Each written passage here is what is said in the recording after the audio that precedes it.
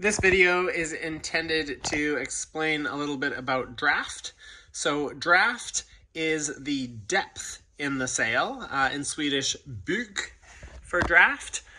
So I've drawn some flat sails, some medium and some deep sails.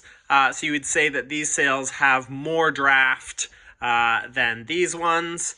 And then a way of talking about draft is where the deepest part is as a percentage distance along this dotted line.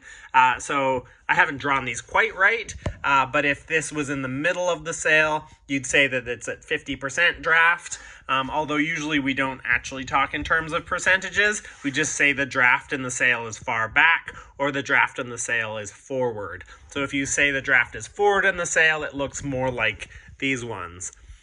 So these are more useful shapes for sailing upwind. These are more useful shapes for sailing downwind. There's a name for this dotted line from the luff to the leech, from the front to the back of the sail. It's the chord, and that's a helpful term when we're talking in aerodynamics. Important to know about draft is that if you have more draft, that creates more lift, but it also creates more drag.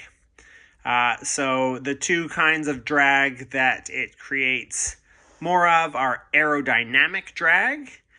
You can think of that in terms of whether the flow goes turbulent.